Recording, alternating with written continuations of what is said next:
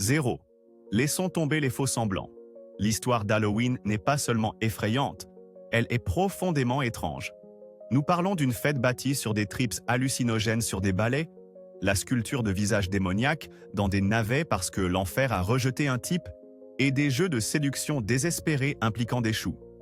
Ce n'est pas une autre histoire de fantôme, c'est l'histoire déjantée et vraie de la façon dont Halloween est réellement né. 1.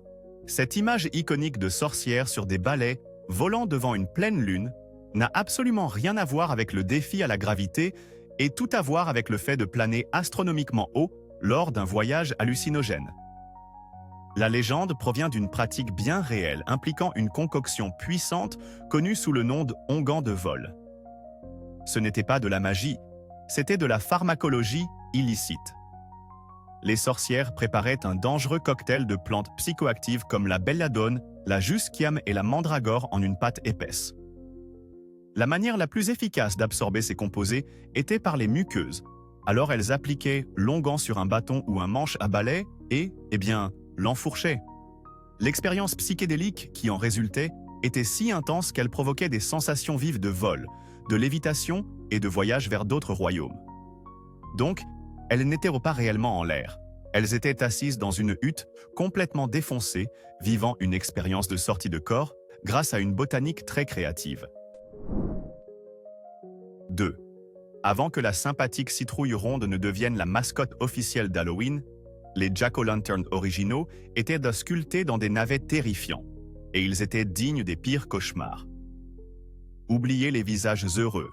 Les Irlandais et les Écossais prenaient ces légumes racines noueux et pâles et y gravaient des expressions démoniaques et tourmentées, plaçant un charbon ardent à l'intérieur pour faire vaciller leurs traits grotesques dans l'obscurité. Ce n'était pas seulement un projet de bricolage amusant, c'était une forme de lutte anti-parasitaire surnaturelle. Ils étaient pas conçus pour effrayer l'esprit errant de Jack le Radin, un escroc légendaire si méprisé qu'après s'être vu refuser l'entrée au paradis, il fut aussi personnellement expulsé de l'enfer par le diable. Condamné à errer sur la terre pour l'éternité, avec seulement un charbon ardent dans un navet pour éclairer son chemin, ces lanternes horribles étaient un message clair. Va hanter le porche de quelqu'un d'autre, Jack. 3. Au XIXe siècle, Halloween est passé d'une nuit de terreur ancienne à ce qui était essentiellement la version victorienne de Tinder. C'est devenu l'un des événements de rencontre les plus importants de l'année, une occasion rare pour les jeunes célibataires de se mêler et de flirter dans une société étouffée par des règles sociales rigides. La fête entière a été repensée pour la romance. Les fêtes étaient remplies de jeux et de rituels de divination, tous focalisés sur une seule chose: révéler l'identité de votre futur conjoint. Ainsi, alors que l'esthétique effrayante et surnaturelle est restée, elle a été appliquée à un autre type de peur, la terreur glaçante de finir vieille fille ou vieux garçon solitaire. Il s'agissait moins de repousser les démons que de la perspective tout aussi effrayante de naviguer sur la scène des rencontres du XIXe siècle. 4. Si vous pensez que les applications de rencontres modernes sont une façon étrange de trouver un partenaire de vie, elles n'ont rien à envier à la tradition écossaise de prédire votre futur mari avec un chou. Le soir d'Halloween, une jeune femme célibataire avait les yeux bandés et était envoyée en titubant dans un potager. Sa mission était d'arracher le tout premier chou qu'elle pouvait attraper. Ce n'était pas pour le dîner, c'était une analyse complète de son futur homme. Une tige longue et droite signifiait qu'il serait grand et beau. Une courte et noueuse suggérait, le contraire. La quantité de terre accrochée à la racine indiquait sa richesse. Et écoutez bien ça, le goût même de la terre était censé révéler sa personnalité. Imaginez devoir expliquer à vos amis que vous avez choisi votre mari parce que la racine de son chou avait un goût fiable. 5. Un autre rituel bizarre du manuel de rencontre victorien était la quête pour trouver le monogramme de son âme sœur dans une pelure de pomme. Ce jeu exigeait une concentration immense et une main sûre. Une jeune femme devait peler soigneusement une pomme en s'assurant que la peau se détache en une seule bande ininterrompue. Si elle la cassait, la magie était rompue. En cas de succès, elle faisait ensuite tourner la longue pelure 3 fois autour de sa tête avant de la laisser tomber sur le sol derrière elle. Les invités de la fête se penchaient alors pour examiner attentivement la forme qui en résultait. On croyait que la lettre à laquelle elle ressemblait le plus était la première initiale de son unique grand amour. C'était une pratique qui exigeait une énorme quantité d'optimisme et une interprétation très généreuse de ce qui constitue une lettre par rapport à un simple tas de déchets de fruits en zigzag. 6. Oubliez un simple dessert. Lors des fêtes d'Halloween victoriennes, on pouvait vous servir une tranche du gâteau du destin, une pâtisserie qui pouvait littéralement prédire votre avenir. Ce n'était pas juste un gâteau, c'était un oracle culinaire à haut risque. Caché dans la pâte se trouvaient plusieurs petits bibelots, et ce que vous trouviez dans votre part déterminait votre destinée pour l'année à venir. Si vous découvriez une bague, c'était une garantie de mariage. Si vous trouviez une pièce de monnaie, la richesse vous attendait. Mais si vous mordiez dans un dé à coudre, c'était une condamnation à mort sociale, signifiant que vous étiez destiné à rester célibataire pour toujours. Vous pouvez imaginer la tension pure et angoissante alors que tout le monde prenait sa première bouchée, priant pour une alliance et redoutant le clic solitaire d'un dé à coudre contre leurs dents. 7. Dans l'ancien folklore britannique, la nuit d'Halloween était considérée comme une période très chargée pour le diable, qui était apparemment en train de faire sa récolte annuelle de noix. Oui, Satan, le prince des ténèbres, était censé passer sa soirée à ramasser des noisettes. En raison de cette association satanique avec les noix, elles sont devenues un outil clé pour la divination, en particulier pour les couples testant leurs liens. Un couple plaçait 2 noix sur une grille de cheminée, chacune représentant l'un d'eux. Si les noix rôtissaient paisiblement côte à côte, c'était le signe d'une union stable et heureuse. Mais si elles sifflaient, craquaient et éclataient violemment en s'éloignant l'une de l'autre, c'était un terrible présage, prédisant un avenir rempli de disputes, d'infidélités et d'une rupture explosive. C'était le test de compatibilité relationnelle original et bien plus dramatique. 8. La toute première raison pour laquelle les gens ont commencé à se déguiser pour Halloween n'avait absolument rien à voir avec le fait d'être mignon ou de récolter un sac plein de bonbons. C'était un acte de survie sombre et désespéré, un moyen de tromper de vrais démons. Les anciens Celtes croyaient que la nuit de Samin, la barrière entre les vivants et les morts, se dissolvait, permettant à toutes sortes d'esprits malveillants et de créatures surnaturelles de parcourir la Terre, pour éviter d'être identifiés comme des humains vulnérables et d'être ensuite possédés ou entraînés dans le monde souterrain. Les gens se déguisaient de la manière la plus grotesque possible. Ils portaient des masques terrifiants, sculptés dans le bois, et se couvrirent de peaux et de têtes d'animaux pour se fondre parmi les esprits maléfiques, adoptant essentiellement une stratégie de camouflage surnaturel pour passer la nuit. 9. Ce bonfire, feu de joie, agréable et crépitant autour duquel vous vous rassemblez avec des amis pour griller des guimauves, a un nom à l'origine effroyablement littéral, car les bonfires, feux d'os, originaux, étaient exactement cela. Des feux colossaux alimentés par de vrais os. Pendant le festival celtique de Samin, les prêtres druides construisaient d'immenses bûchers et jetaient tous les os du bétail abattu dans les flammes dans le cadre d'un rituel sacré. Il ne s'agissait pas de chaleur ou de lumière, c'était un acte puissant de purification et un moyen d'envoyer un message au monde des esprits. On croyait que la fumée s'élevant des squelettes en feu avait des propriétés protectrices et purificatrices. Alors, la prochaine fois que vous profiterez d'un joyeux feu de joie, souvenez-vous simplement que son nom vient d'une tradition ancienne bien plus primitive, viscérale et, franchement, brutale, consistant à mettre le feu à des squelettes sous le ciel d'automne. 10. Bien avant que des masques en plastique parfaitement moulés de super-héros et de monstres de cinéma ne soient disponibles à chaque coin de rue, l'une des manières les plus courantes et efficaces de se déguiser pour Halloween était de se noircir le visage avec de la suie. En Irlande et en Écosse, où les traditions du guising, se déguiser, ont commencé, c'était le costume à petit budget par excellence. Les enfants et les adultes raclaient simplement une poignée de suie noire de l'intérieur d'une cheminée et s'en barbouillaient le visage. C'était simple, c'était gratuit, et c'était incroyablement efficace pour vous rendre complètement méconnaissable pour vos voisins lorsque vous alliez de maison en maison. Il ne s'agissait pas d'avoir l'air effrayant ou drôle. Il s'agissait d'atteindre l'anonymat total, vous transformant en une créature de la nuit sombre et sans trait, prête à faire des bêtises. 11. Alors que nous associons maintenant les citrouilles à des visages effrayants sculptés, à l'époque victorienne, une citrouille pouvait également servir d'invitation de fête très créative. Au lieu d'envoyer une lettre ou une carte, il est devenu une tendance fantaisiste dans certains cercles sociaux de livrer une citrouille entière, non sculptée, sur le pas de la porte d'un ami. Ce n'était pas un acte aléatoire de don de cucurbitacées. C'était un signal clair et festif que vous étiez invité à leur fête d'Halloween. C'était une manière charmante, presque secrète, de communiquer, transformant la citrouille elle-même en un symbole non pas de peur, mais des festivités sociales à venir. Cela représentait un changement dans l'orientation de la fête, passant de la terreur ancienne à une célébration plus légère de la communauté, de l'amusement et, bien sûr, de la recherche d'un partenaire de mariage convenable parmi les autres invités. 12. Si vous pensiez que le rituel du chou était une façon étrange de trouver l'amour, préparez-vous à la confrontation dans le miroir avec la mort, un jeu de divination victorien vraiment terrifiant.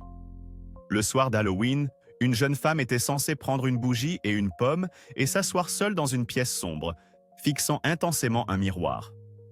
Le but était de voir le reflet de son futur mari apparaître par-dessus son épaule. Mais cela comportait un risque horrible. Si, au lieu d'un beau prétendant, elle voyait l'image d'un crâne, c'était un présage mortel annonçant qu'elle mourrait avant même d'avoir eu la chance de se marier. C'était le pari romantique ultime, un jeu à haut risque de type Bloody Mary, où le prix était un mari, mais la pénalité était un aperçu terrifiant de votre propre mortalité. 13. L'une des traditions d'Halloween les plus bizarres et étrangement prévenantes vient d'Allemagne, où les familles prenaient soin de cacher tous leurs couteaux avant d'aller se coucher. Ce n'était pas fait par peur que les esprits utilisent les couteaux contre eux. Bien au contraire, c'était fait par souci du bien-être des fantômes. La croyance était que les esprits des êtres chers décédés revenaient visiter leur maison la nuit d'Halloween, et la famille ne voulait pas qu'ils se blessent accidentellement en heurtant ou en trébuchant sur un objet tranchant. C'est un mélange merveilleusement étrange d'effrayant et d'hospitalier. Reconnaître que votre maison est pleine de fantômes, mais votre principale préoccupation est leur sécurité. On pourrait penser qu'un être capable de traverser les murs n'aurait pas de difficulté avec un ustensile de cuisine, mais il ne prenait aucun risque. 14. La tradition familière du trick or treat, des bonbons ou un sort, trouve ses racines dans une pratique beaucoup plus ancienne et plus solennelle connue sous le nom de souling, qui consistait à chanter pour les morts en échange de gâteaux des âmes. Il y a des siècles, en Grande-Bretagne et en Irlande, le jour des morts, les pauvres et les enfants allèrent de porte en porte, offrant de dire des prières pour les âmes des parents décédés d'une famille que l'on croyait coincée au purgatoire. En échange de ces prières, la maisonnée leur donnait des gâteaux des âmes, de petits gâteaux ronds souvent épicés à la noix de muscade et à la cannelle, parfois marqués d'une croix sur le dessus. C'était une transaction directe, des services spirituels contre une friandise sucrée. Cela a établi le modèle fondamental du porte-à-porte d'Halloween, mais la monnaie était la piété et le souvenir, pas la menace à peine voilée d'un arbre recouvert de papier toilette. 15. Alors que de nombreuses traditions modernes d'Halloween se concentrent sur le fait de garder les esprits et les ghouls hors de la maison, les anciens Celtes étaient beaucoup plus accueillants, au point de mettre littéralement une assiette à table pour leurs fantômes. Pendant le festival de Samhain, ils croyaient que le voile entre les mondes était si mince que les esprits de leurs ancêtres rentreraient à la maison pour la nuit.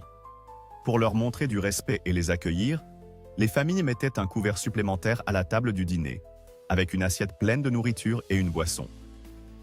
C'était un acte de souvenir et d'hospitalité, traitant leurs parents décédés non pas comme des fantômes terrifiants à craindre, mais comme des invités d'honneur revenant pour un repas de famille. C'était un beau geste qui voyait le surnaturel non pas comme une invasion, mais comme une réunion. 16. Cette jolie phrase que les enfants de votre quartier gazouillent sur votre seuil, trick or treat, des bonbons ou un sort, n'a pas commencé de manière si innocente. En fait, la première fois qu'elle est apparue à l'écrit, elle a été présentée comme une menace pure et simple. Un article de journal de 1927 d'Alberta, au Canada, décrivait comment de jeunes, guisés, personnes déguisées, terrorisaient les propriétaires. Il détaillait le contrat tacite de la nuit. Soit vous leur donnez une friandise, treat, soit ils vous joueront un tour, trick. L'article précise qu'il ne s'agissait pas d'une question ludique, mais d'un ultimatum direct. C'était essentiellement une petite extorsion, une forme de racket festif où les bonbons et les sucreries étaient le prix que vous payez pour une assurance contre le vandalisme. Cela a marqué un changement significatif du « souling pieux » à la version espiègle, et souvent destructrice, d'Halloween, qui était sur le point de conquérir l'Amérique. 17. La tradition moderne et relativement inoffensive du trick or treat est en fait née du désespoir comme une forme d'assurance contre le vandalisme. Au début du XXe siècle, en particulier pendant la Grande Dépression, Halloween en Amérique avait dégénéré en une nuit de farce destructrice généralisée. Elle était connue sous le nom de Mischief Night, nuit des méfaits, et c'était un problème sérieux. Les adolescents et les jeunes hommes parcouraient les rues, renversant des voitures, brisant des vitres, allumant des feux et provoquant généralement le chaos.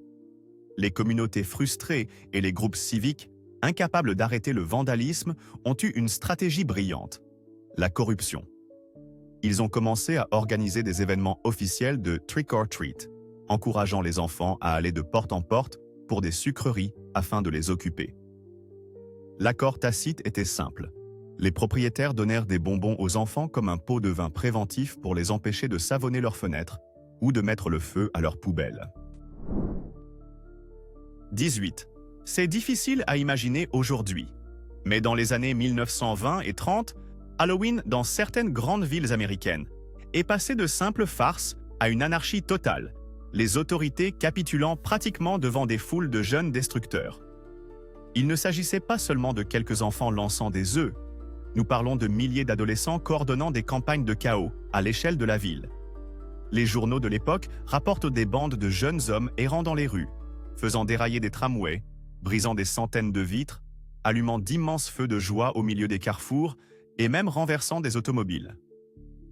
La police était souvent complètement dépassée, forcée de battre en retraite et de simplement essayer de contenir les dégâts.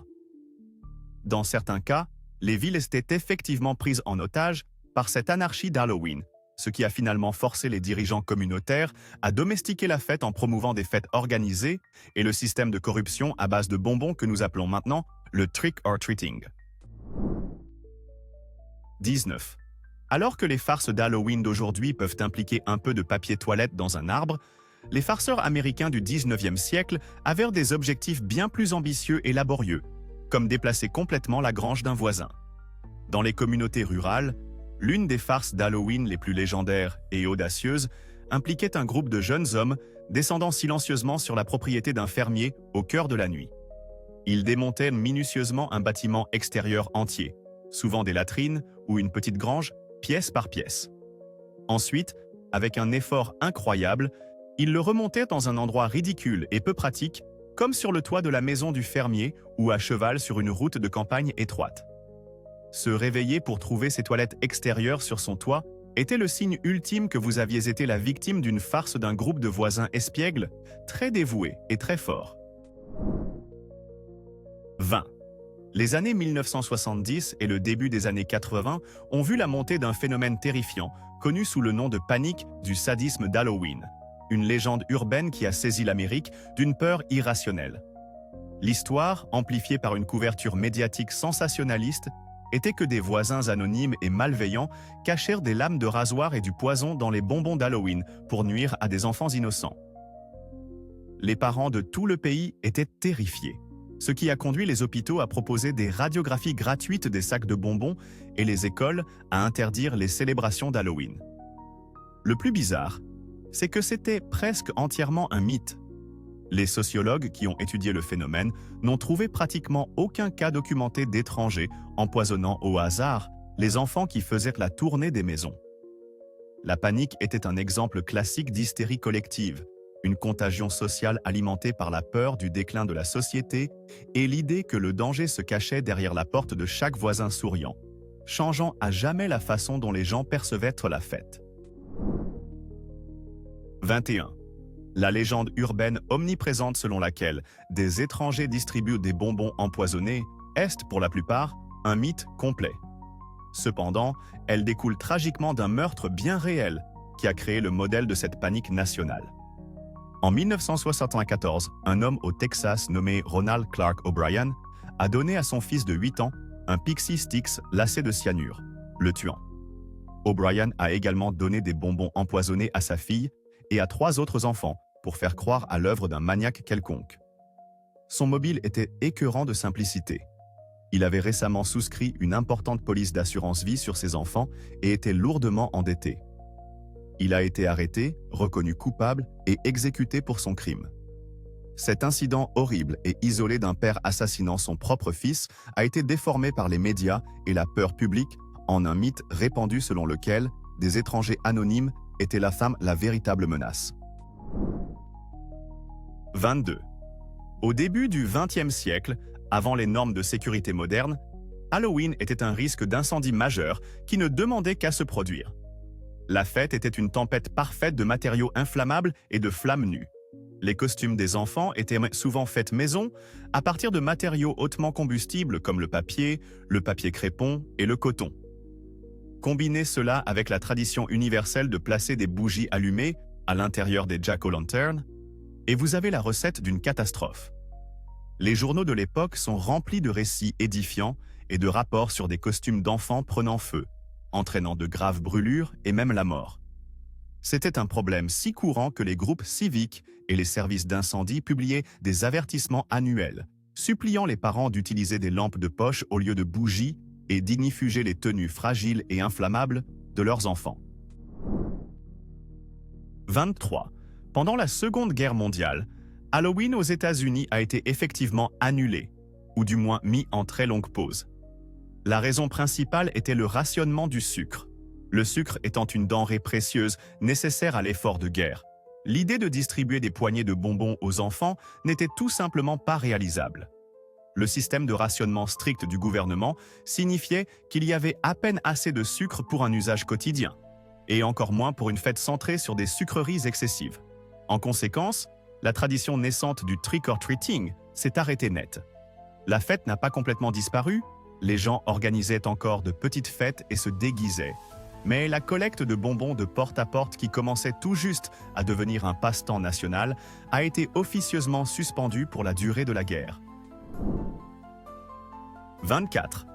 Après la Seconde Guerre mondiale, le sauveur improbable d'Halloween s'est avéré être l'industrie de la confiserie elle-même.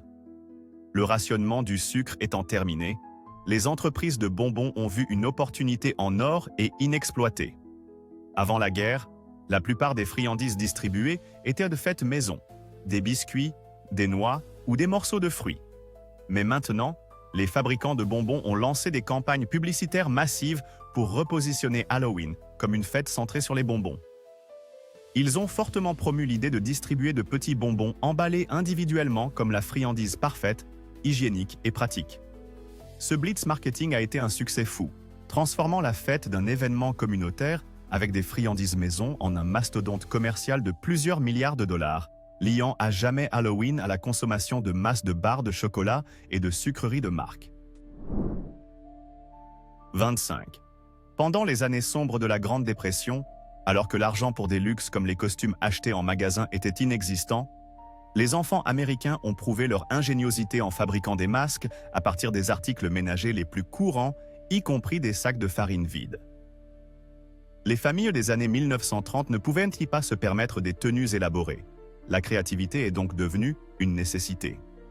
Les enfants prenaient de vieux sacs d'épicerie en papier ou les sacs de jute rugueux qui contenaient autrefois de la farine et des pommes de terre, découpèrent des trous pour les yeux et dessinaient dessus des visages effrayants, macabres ou drôles, avec du charbon de bois ou de la peinture. Ces masques simples, souvent troublants, sont devenus un look emblématique pour les enfants faisant la tournée des maisons à l'époque de la Dépression. C'était un symbole parfait de l'époque. Une fête de fantaisie et d'évasion, construite à partir des rebuts de la vie quotidienne, prouvant qu'il n'est pas nécessaire d'avoir de l'argent pour créer quelque chose de véritablement effrayant et mémorable. 26. Pour une fête si profondément liée à un seul légume, La grande pénurie de citrouilles de 2011 a été une véritable crise pour les passionnés d'Halloween. Des pluies et des inondations inhabituellement fortes, en particulier dans le nord-est des États-Unis, ont décimé les récoltes de citrouilles, entraînant une grave pénurie juste avant la haute saison. Les reportages ont semé la panique à travers le pays, alors que les familles se démenaient pour trouver une cucurbitacée décente à sculpter. Les prix ont grimpé en flèche, et de nombreux champs de citrouilles se sont retrouvés avec rien d'autre que des terrains vagues. L'événement a servi de rappel bizarre de la dépendance d'une célébration culturelle entière à un seul produit agricole. C'était un moment où un phénomène météorologique menaçait de faire dérailler une tradition bien aimée, provoquant une anxiété généralisée quant à la possibilité d'un Halloween sans Jack-o'-lantern. 27. Bien avant que nous ayons des détecteurs de champs électromagnétiques et des émissions de télévision sur la chasse aux fantômes, les gens se fiaient à une méthode beaucoup plus simple pour détecter une présence surnaturelle. Observez la flamme d'une bougie. Une vieille et répandue croyance populaire affirmait que si vous étiez assis dans une pièce la nuit d'Halloween et que la flamme de votre bougie crépitait soudainement et devenait bleue, c'était un signe infaillible qu'un fantôme ou un esprit était dans la pièce avec vous. Ce n'était pas seulement un courant d'air. Le changement de couleur spécifique était considéré comme une preuve définitive d'un visiteur de l'au-delà. Vous pouvez imaginer l'effet glaçant que cela aurait.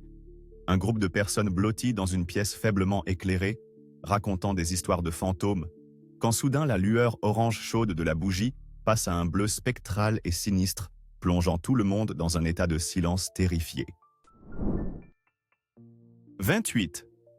Dans un coup du sort presque trop parfait pour être de la fiction, l'artiste de l'évasion le plus légendaire du monde, Harry Houdini, est mort la nuit d'Halloween en 1926. Bien que la cause officielle soit une rupture de l'appendice, les circonstances étaient tout à fait dramatiques, découlant d'un coup de poing à l'estomac auquel il ne s'était pas préparé. Avant sa mort, Houdini, un fervent démystificateur des spiritualistes, a promis à sa femme Bess que s'il était possible de communiquer depuis l'au-delà, il trouverait un moyen de lui envoyer un message codé. Pendant 10 ans après sa mort, Bess a tenu une séance de spiritisme chaque Halloween, espérant entrer en contact avec son défunt mari. Elle n'a jamais reçu le message. La séance annuelle est devenue un rituel célèbre, liant à jamais le maître de l'évasion à la dernière serrure qu'il n'a jamais pu crocheter. 29. Alors que les enfants faisant la tournée des maisons frappaient à la porte de la Maison Blanche depuis des années, la première personne à vraiment faire entrer l'esprit d'Halloween à l'intérieur fut la première dame Mamie Eisenhower en 1958. Elle fut la première à décorer entièrement la résidence présidentielle pour une fête d'Halloween. Abandonnant le décor typiquement austère et formel, elle a transformé la Maison Blanche en un manoir hanté, avec des squelettes suspendus dans les halls, des jack-o'-lanternes souriant sur les tables, et même des sorcières sur des balais suspendus au lustre. L'événement était organisé pour les enfants du personnel de la Maison Blanche, créant une atmosphère fantaisiste et effrayante qui était bien loin des fonctions politiques habituelles. Cela a créé un précédent que les futures premières dames suivraient, établissant la Maison Blanche comme un participant festif et parfois effrayant à la célébration nationale. 30. Le bogeyman, croque-mitaine, ce monstre terrifiant et sans forme que les parents utilisent pour effrayer leurs enfants afin qu'ils se tiennent bien, pourrait avoir ses origines dans un métier bien réel et effrayant. Une théorie suggère que le mot vient des bugmen de l'Angleterre médiévale. Ce n'étaient pas des monstres, c'étaient des collecteurs d'impôts impitoyables connus pour leur cruauté et leur tactique d'intimidation, ce qui en faisait des figures de peur réelles pour le commun des mortels. Une autre théorie lie le nom aux Boggart, écossais, des esprits domestiques malveillants qui faisaient disparaître des objets et tourner le lait. Qu'il ait été un percepteur d'impôts trop agressif ou une goule espiègle, le croque-mitaine est né d'un sentiment très réel d'anxiété et de terreur, un nom donné aux choses qui causaient des problèmes dans le noir, à la fois littéralement et financièrement. 31. Lorsque les premiers colons européens sont arrivés en Amérique, ils ont apporté avec eux leurs traditions folkloriques, mais tout le monde n'était pas fan d'Halloween. Les premiers et plus puissants détracteurs de la fête dans le Nouveau Monde furent les puritains de la Nouvelle-Angleterre. Avec leur forme de protestantisme strict et austère, Ils considéraient Halloween et ses festivals associés avec une extrême méfiance.